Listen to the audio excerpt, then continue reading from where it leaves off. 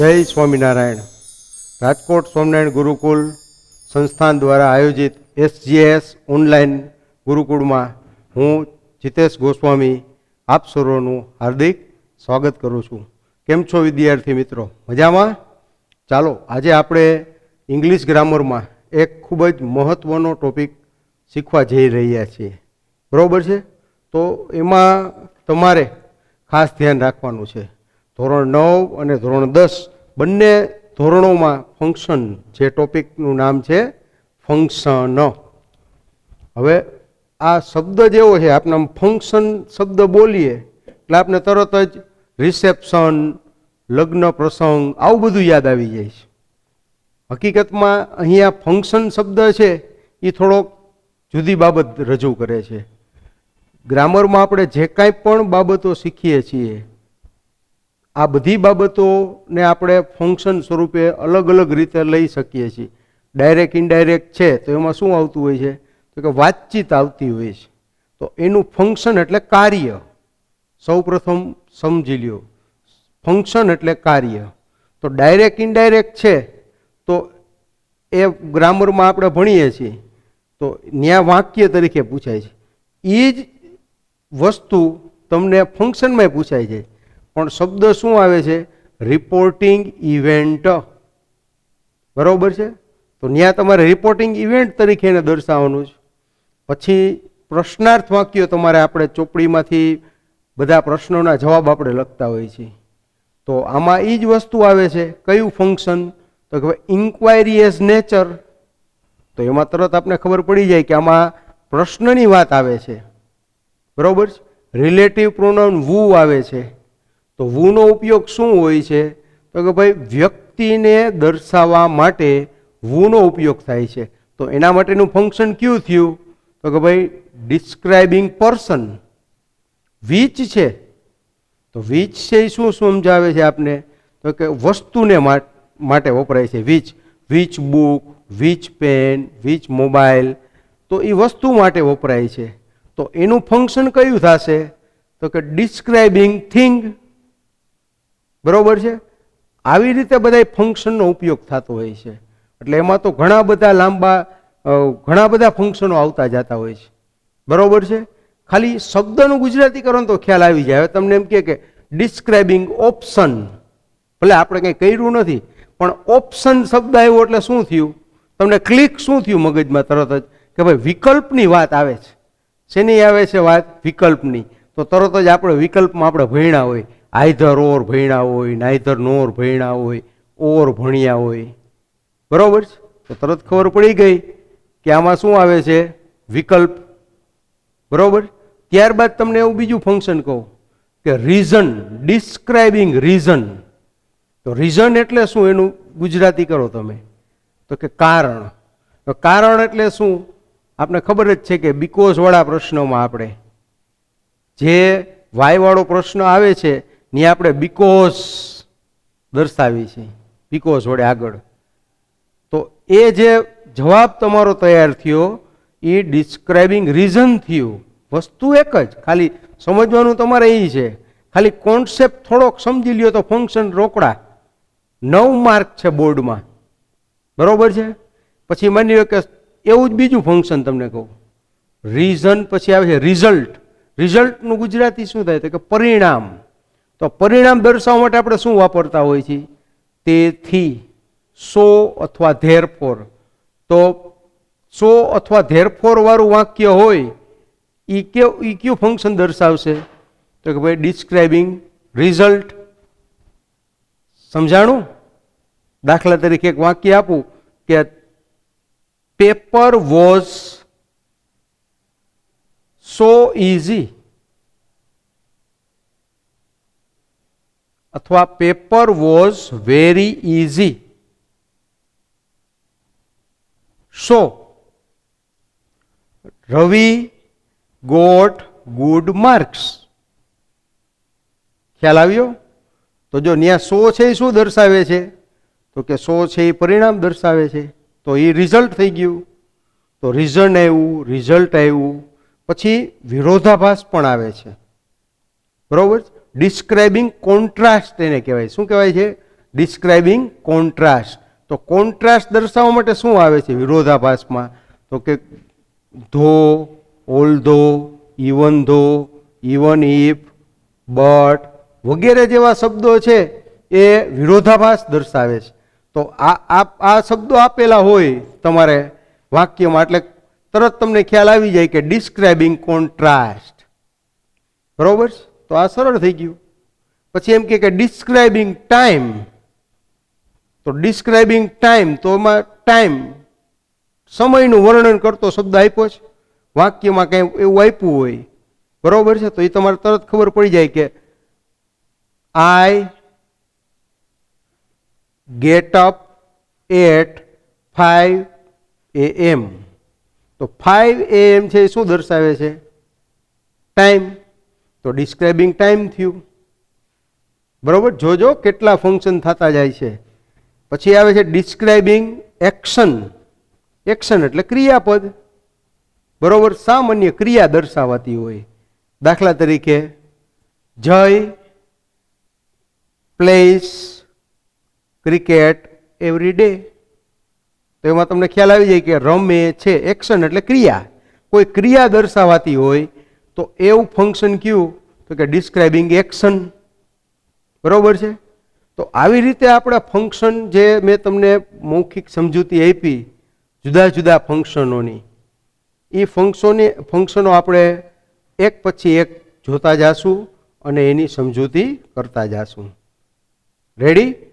તો ચાલો હવે આપણે ફંક્શનની માહિતી સમજ્યા બાદ હવે ફંક્શન કેવી રીતે પૂછાય છે એક્ઝામમાં એ પણ સમજવું પડે.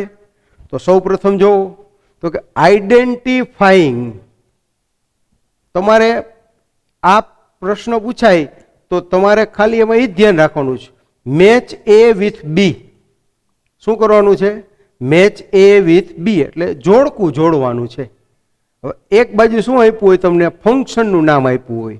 હવે હું ફંક્શનનું નામ ઘણા બોલ્યો હમણાં, વિચારો જે કયા કયા? તો કે ભાઈ ડિસ્ક્રાઇબિંગ પર્સન આવ્યું, ડિસ્ક્રાઇબિંગ ટાઈમ આવ્યું, ડિસ્ક્રાઇબિંગ રિઝલ્ટ આવ્યું, ડિસ્ક્રાઇબિંગ રીઝન આવ્યું. બરાબર? તો આમાંથી કોઈ પણ તમને માની લો કે 3 આપ્યા હોય અને સામે એને રિલેટેડ 3 વાક્ય આપેલા હોય, એ આડાવડા હોય. તમારે વાક્ય અને ફંક્શન બે મેચ કરવાના. બોલો, જો તમે અર્થ સમજી ગયા હોય તો સરળતાપૂર્વક તમને function match A with B આવડી જ જશે. રેડી? હવે અહીંયા તમારે શું કરવાનું હતું? ખાલી જોડવાનું હતું સાચી રીતે. બરોબર? એવો જ બીજો પ્રશ્ન આવે છે, ડાયલોગ કમ્પ્લીશન. કમ્પ્લીશન એટલે પૂરો કરો. ડાયલોગ આપ્યો હોય, વાતચીત. વાતચીતમાં શું? એક વાક્ય આપ્યું હોય, પછી નીચે ખાલી જગ્યા આપી હોય અને કાઉન્સમાં તમને એમ કીધું હોય describing time, describing place, describing result. અર્થપૂર્ણ ડાયલોગ થવો જોઈએ. કાઉન્સમાં આપેલું ફંક્શન, પણ અહીંયા શું આપેલું હોય છે એ ધ્યાન રાખજો. વાક્ય આપેલું ન હોય, તમારે તમારી મેળાએ વાક્યને યોગ્ય રીતે વાક્ય રચના પ્રમાણે લખવાનું આવશે ડાયલોગ કમ્પ્લીશનમાં. બરોબર? તો એ પણ આ જ રીતે છે. ફંક્શન તો એ જ છે પણ ખાલી સ્વરૂપ જુદું છે. ત્રીજું આવે છે સેન્ટેન્સ કમ્પ્લીશન. તો સેન્ટેન્સ કમ્પ્લીશનમાં પણ તમારે શું ધ્યાન રાખવાનું છે? સેન્ટેન્સ એટલે વાક્યો. વાક્ય પૂરા કરો. અડધું વાક્ય આપેલું જ હોય. શું આપેલું હોય? અડધું વાક્ય આપેલું જ હોય અને સાવ સરળ હોય. બરોબર? દાખલા તરીકે એમ કહું કે I visited the Aji dam, પછી ... બ્લેન્ક્સ આપી હોય એટલે તમારે એ વાક્ય પૂરું કરવાનું હોય. કાઉન્સમાં તમને આપે કે ડિસ્ક્રાઇબિંગ ટાઈમ, તો તમે અહીંયા ખાલી એમ લખી નાખો ને યસ્ટરડે એટલે તમારું વાક્ય સાચું. તમે એમ લખી નાખો કે 5 PM 5 વાગે, તો એ સાચું પડે. તમારે સમય દર્શાવવાનું કીધો છે. તો આ ફંક્શનની બાબત છે એ તમને સમજાઈ ગઈ હશે. ફરીથી એકવાર જોઈ લ્યો.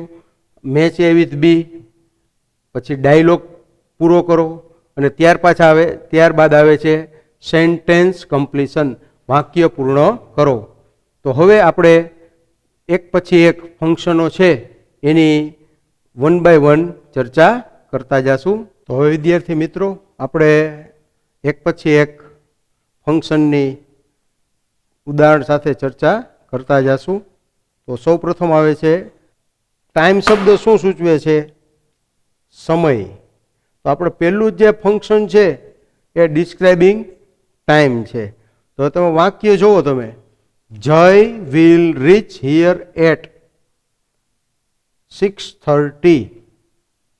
હવે તમારા માઇન્ડમાં 3 વસ્તુ યાદ રાખવાની: મેચ એ વિથ બી, ત્યારબાદ ડાયલોગ અને વાક્ય પૂર્ણ કરો. ત્રણેયમાં વસ્તુ એક જ છે. હવે માની લ્યો કે તમને એમ કે ડિસ્ક્રાઇબિંગ ટાઈમ કીધો, તો તમારે અહીંયા માની લો કે 6:30 આપ્યો છે, બરોબર. અહીંયા તમને યસ્ટરડે પણ આપી શકે, ટુમોરો પણ આપી શકે, અથવા તમે પણ મૂકી શકો, બરોબર. તો આ તમારે ધ્યાન રાખવાનું છે, બરોબર. ડિસ્ક્રાઇબિંગ ટાઈમ એટલે સમયનું વર્ણન.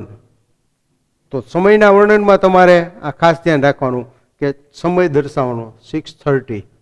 રેડી? કેટલું સરળ છે. જો મેચ એ વિથ બીમાં તમારે આમ લખ્યું હોય કે ડિસ્ક્રાઇબિંગ ટાઈમ, તો આવું વાક્ય કે આપેલું તેની એને જોડવાનું. વાક્ય પૂરું કરવાનું હોય તો તમને અહીં ખાલી જગ્યા આપી હોય, અહીંયા કાઉન્સમાં આપ્યું હોય describing place, describing time, describing reason. એ તમારે મૂકવાનું. બધે મારી રીતે ધ્યાન રાખજો. રેડી? ચાલો, ત્યાર પછી બીજું ફંક્શન આવે છે ડિસ્ક્રાઇબિંગ પ્લેસ. પ્લેસ એટલે વિદ્યાર્થી મિત્રો સ્થળ, બરોબર છે. તો આઈ લીવ ઇન રાજકોટ, તો જાય સ્થળ આવ્યું. સાવ સરળ. તમારા વાક્યમાં સ્થળ દર્શાવવું પડે, બરોબર. સ્થળ દર્શાવતા આવડી જાય તમને, એટલે તમને તરત ખબર પડી જાય કે આ ડિસ્ક્રાઇબિંગ પ્લેસ છે. આમાં બીજું તમને આવે છે ડિસ્ક્રાઇબિંગ લોકેશન. લોકેશન એટલે શું? લોકેશન એટલે પર્ટિક્યુલર પોઈન્ટ આવે. પ્લેસ એટલે મોટું સ્થળ આવે, ગામનું નામ છે એવી બાબત. પણ લોકેશન એટલે ચોક્કસ, બરોબર. ગૂગલમાં આપણે લોકેશન એન્ટર કરીએ એટલે કેમ ચોક્કસ દેખાડે છે કે સ્વામિનારાયણ ગુરુકુલથી બીજું સ્થળ તમે સામે લોકેશનમાં મૂકો તો એ વચ્ચેનો આખો મેપ તૈયાર થઈ જાય છે, બરોબર, જેની ઉપર તમે જઈ શકો છો. 2 સ્થળ. તો our school is near Madhuram hospital. તો નજીક ક્યાં છે? તો કે નજીક. આમાં એક ધ્યાન રાખવાનું તમારે કે લોકેશન દર્શાવો ત્યારે પ્રેપોઝિશનનો ઉપયોગ કરવો પડે. પ્રેપોઝિશન શું દર્શાવે છે? આપણે ભણી ગયા, સ્થાન દર્શાવે છે. નિયર આવે, ઇન ફ્રન્ટ ઓફ આવે, આવા કોઈ પણ પ્રેપોઝિશન આપ્યું હોય, ઓન આવે, તો તમારે સમજી લેવાનું કે આના પછી તરત જ આપણે સ્થળનું નામ દર્શાવવાનું છે. તો ડિસ્ક્રાઇબિંગ લોકેશન છે એ અને ડિસ્ક્રાઇબિંગ પ્લેસ એ બેમાં થોડોક તફાવત છે. પ્લેસ હોય તો મોટું સ્થળ આપેલું હોય અને લોકેશન હોય તો ચોક્કસ પોઈન્ટ આપેલો હોય. ત્યાર પછી ડિસ્ક્રાઇબિંગ પર્સન. પર્સનમાં તમારે ધ્યાન રાખવાનું ખાસ, બોર્ડમાં પૂછાય છે. માત્ર હું વડું વાક્ય આપેલું હોય. જો તમે જો Ruchir is a student, Ruchir એ વિદ્યાર્થી છે. હુ ઇઝ વેરી ક્લેવર, તો આ વાક્ય જે છે એમાં હું આપેલું છે, બરોબર. તો આની ઉપરથી આપણે ખબર પડી જાય કે આ શેના માટે વપરાય છે. આ ખરેખર આમ તો એડજેક્ટિવ ક્લોઝ છે. શું છે? Adjective close. હુ છે આ આખું વાક્ય છે એ એડજેક્ટિવ ક્લોઝ. એ આના વિશેષણનું કામ કરે છે. રુચિ માટેનું વિશેષણનું આ છે, બરોબર. પણ અહીંયા એનું વિશેષતા શું છે? તો કે પર્સન તરીકે દર્શાવે છે. તો તમારે શું યાદ રાખવાનું? જેમ આમાં સમય હતું, આમાં સ્થળ હતું, આમાં લોકેશન આપેલું હોય, તો આમાં વુ આપેલું હોય. શું આપેલું હોય? વુ. અને આગળ શું આપેલું હોય? કોઈ વ્યક્તિની વાત કરેલી હોય. શું કરેલી હોય? તો વ્યક્તિની વાત કરેલી હોય. ઘણી વખત એવું બને ખાલી વ્યક્તિનું નામ જ આપેલું હોય તો આપણે ખબર પડી જાય કે ભાઈ આ વ્યક્તિ આ છે. તો ત્યાર પછીનું હવે આપણે ફંક્શન જોઈએ ડિસ્ક્રાઇબિંગ એક્શન. એક્શન એટલે ક્રિયા. કોઈ પણ ક્રિયાપદ આપ્યું હોય, દાખલા તરીકે આમાં આપેલું છે Ketan always praise lord Shiva, બરોબર. તો પ્રેઝ ક્રિયા સૂચવે છે, કાંઈ નથી કરતા ક્રિયાપદ કર્મ, સાદામાં સાદું વાક્ય. વર્તમાન કાળનું તમે લખી શકો, ભૂતકાળનું લખી શકો, પણ તમારે ધ્યાન રાખવાનું જોડો ત્યારે આ વસ્તુ જોવાની કે ભાઈ આ ક્રિયાપદ છે. પછી વાક્ય પૂર્ણ કરો ત્યારે, અને ડાયલોગમાં પણ વાતચીત વખતે ધ્યાનમાં રાખવાનું કે અર્થપૂર્ણ બનવો જોઈએ. ખાસ ડાયલોગમાં ઘણા વિદ્યાર્થીઓ આડાવડું કરી નાખતા હોય છે, તો ડાયલોગમાં ધ્યાન રાખવાનું, બરોબર છે? ચાલો, ત્યાર પછી આવે છે ડિસ્ક્રાઇબિંગ થિંગ. થિંગ એટલે વસ્તુ. જ્યારે કોઈ વસ્તુની ચોક્કસ વાત દર્શાવવાની હોય, બરોબર, તો એમાં વીચ આપેલું હોય, આ ચોખ્ખું જ છે, તો તમારે વીચવાળા વાક્ય બનાવવાનું. This is a mobile which is very costly. તો આ વીચ છે આખું વાક્ય વિશેષણનું કાર્ય કરે છે, પણ અહીંયા ફંક્શન કયું છે તો કે describing thing. This is a pen which is very useful for us. તો તરત ખ્યાલ આવી જાય કે આ બોલપેન છે આપણા માટે ખૂબ જ ઉપયોગી છે. તો હવે આના પછીના જે ફંક્શનો છે એ આપણે જોઈએ. તો હવે ડિસ્ક્રાઇબિંગ પ્રોસેસ આપણે જોઈએ. ડિસ્ક્રાઇબિંગ પ્રોસેસમાં તમારે એ ધ્યાન રાખવાનું કે બે વાક્યો આપેલા હોય, બરોબર, એમાં અને બેની શરૂઆત છે વર્બથી થતી હોય, અને વારા પરથી વારા એકને અનુસંધાને બીજી ક્રિયા, સંલગ્ન ક્રિયા દર્શાવાતી હોય. Open your mouth and swallow a tablet. મોઢું ખોલો અને ટેબ્લેટ ગળી જાઓ. Enter the password. Enter the password and call your friend. તો આપણે તરત ખબર પડી જાય કે ભાઈ આમાં પેલું ક્રિયાપદ કયું એવું તો કે એન્ટર, બીજું શું enter the password and call. હવે પછી તમારે ત્યાં બીજું ગમે ક્રિયાપદ એને સંલગ્ન હોવું જોઈએ, ધ્યાન રાખવાનું. બે વાક્યો મેચ થઈ જવા જોઈએ ડિસ્ક્રાઇબિંગ પ્રોસેસમાં. ઘણી વખત આપણા મમ્મી ચા બનાવતા હોય તો આપણને ખબર પડી જાય. શું કરે સૌ પ્રથમ તો તરત જ આપણને ખબર પડી જાય કે ભાઈ put a pan on the gas stove. વાસણ મૂકો.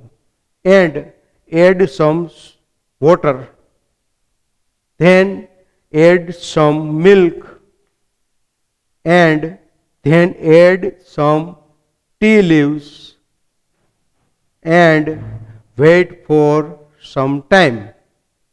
તો આ એક ડિસ્ક્રાઇબિંગ પ્રોસેસ થઈ ગઈ, બરોબર. આવી રીતે તમે આવી ઘણી બધી પ્રોસેસ તમને આપણે જોતા જ હોય કે વારા પરથી વારા એકના અનુસંધાને બીજી ક્રિયા થતી હોય એવું દર્શાવવા માટે ડિસ્ક્રાઇબિંગ પ્રોસેસ વપરાય છે.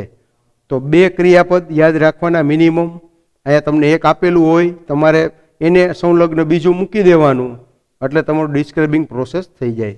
ત્યારબાદ આવે છે ડિસ્ક્રાઇબિંગ રીઝન. રીઝન એટલે શું તો કે કારણ, બરોબર. તમને આપ્યું હોય કે અહીંયા પહેલા પરિણામ આપ્યું હોય, જો વી ગોટ 1 મિલિયન વ્યુઅર્સ, અમને 10 લાખ વ્યુઅર્સ મળ્યા. હવે આટલું જ આપ્યું હોય, પછી તમને કાઉન્સમાં એમ આપ્યું હોય કે ડિસ્ક્રાઇબિંગ રીઝન, તો તમારે તરત મૂકવું પડે બીકોઝ પહેલાં. આ યાદ રાખવાનું, બીકોઝ પહેલાં આવે. બીકોઝ ઓલ વર્કડ એન્થુસિયાસ્ટિકલી, કારણ કે બધાએ ઉત્સાહપૂર્વક કામ કર્યું. તો રીઝન આવે એટલે તમારે યાદ રાખવાનું બીકોઝ આવે. જોડો ત્યારે પણ ખબર પડી જાય. પછી વાક્ય પૂરું કરવું હોય તો આને રિલેટેડ તમારે બીજું અર્થપૂર્ણ વાક્ય બનાવવાનું છે, બરોબર છે. ચાલો આગળ જોઈએ. Describing result. હવે રીઝન અને રિઝલ્ટ, બરોબર. રીઝન હોય ને એમાં રિઝલ્ટ પહેલા આપેલું હોય. જો વી ગોટ 1 મિલિયન વ્યુઅર્સ, આગળનું વાક્ય આપણે જોઈએ, અમને 10 લાખ વ્યુઅર્સ મળ્યા. હવે એ વાક્ય નામ ફેરવી નાખો. All worked enthusiastically, so we got 1 million viewers, તેથી અમને 10 લાખ વ્યુઅર્સ મળ્યા. તો ધ્યાન એ રાખવાનું કે સો છે એના પછી શું, સો એટલે તેથી. એમાં પેલા શું આવે છે, રાજ રેન ફાસ્ટ, ઝડપથી દોડ્યો. સો હી વોન ધ રેસ, તેથી શું આવ્યું તો કે પરિણામ, કારણ આમાં પેલા આવ્યું, બરોબર. તો એ ધ્યાન રાખવાનું. ઘણી વખત રીઝન અને રિઝલ્ટ બે પૂછે તો ધ્યાન રાખવાનું તમારે, બરોબર. Raj ran fast, so he won the race. ત્યાર પછી આવે છે ઇન્ક્વાયરીએસ નેચર. આમાં તો તમે ગમે એ કહી શકો, પ્રશ્નાર્થ વાક્ય થઈ ગયા. What is your name, how are you, બરોબર. When will you call me, what is your favourite subject. તો તમે WH વાળા શબ્દ કોઈ પણ આવતા હોય, પણ ધ્યાન તમારે હજી કહું છું કે જે વાક્ય પૂર્ણ કરવાનું હોય તો એના ઉપરના નીચેના વાક્યને જોવા પછી આ વાક્ય બનાવવું. મેચ એ વિથ બીમાં તો ફિક્સ જ છે કે WH ક્વેશ્ચન આવ્યો એટલે ઇન્ક્વાયરી એસ નેચરનું ફંક્શન આવ્યું, તો એ ફંક્શન તમારે યોગ્ય રીતે પૂરું કરી લેવાનું. ત્યારબાદ આવે છે ડિસ્ક્રાઇબિંગ કોન્ટ્રાસ્ટ. કોન્ટ્રાસ્ટ એટલે શું? તો કે વિરોધાભાસ. વાક્યમાં શું થતું હોય? વિરોધાભાસ થતું હોય. જો આ વાક્ય જુઓ, ધો હી વોઝ ટાયર્ડ, તે થાકેલો હતો, છતાં હી વર્કડ ટીલ લેટ નાઇટ, છતાં તેણે મોડી રાત સુધી કાર્ય કર્યું. તો આમાં તમને છતાં શબ્દ આવ્યો. જો તો આમાં કયા શબ્દ આવે કોન્ટ્રાસ્ટમાં એ તમારે યાદ રાખવું પડે. ધો, ઓલ્ધો, ઇવન ઇફ અને બટ આવા શબ્દ આપેલા હોય. તો તમારે જ્યારે વાક્ય બનાવો ત્યારે ખાસ ધ્યાનમાં રાખવાનું કે આવા શબ્દોનો ઉપયોગ કરી અને અર્થપૂર્ણ વાક્ય બનાવશો તો તમને ડિસ્ક્રાઇબિંગ કોન્ટ્રાસ્ટ પણ સમજાઈ ગયું હશે. ત્યારબાદ આવે છે ડિસ્ક્રાઇબિંગ કન્ડિશન. કન્ડિશન એટલે શરત. જો તો, બરોબર. ઇફ અને અનલેસ આમાં બે શબ્દ આપેલા હોય. If you speak English, people will respect you. If you run fast, you will get the bus. Unless you run fast, જો ઝડપથી નહીં દોડો, you will not reach the railway station. તો આવા વાક્યો છે એ શું દર્શાવે છે? શરત દર્શાવે છે. If you pay attention in your study, જો તમે તમારા અભ્યાસમાં ધ્યાન આપશો, you will get good marks, તો તમે સારા માર્ક મેળવશો.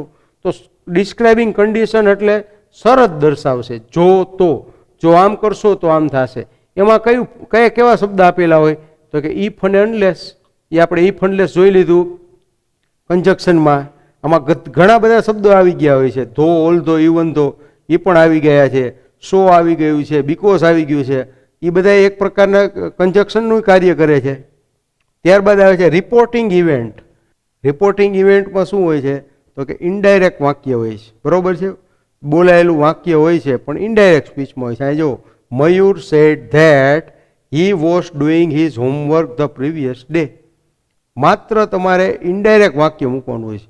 તમને અહીંયા વાક્યમાં ખાલી આટલું અડધું આપ્યું હોય, આમાં તમે ગમે એ વાક્ય બનાવી શકો ઇનડાયરેક્ટમાં. આમાં કોઈ એવા નિયમ ન હોય કે આવું જ આવે, ફિક્સ નથી.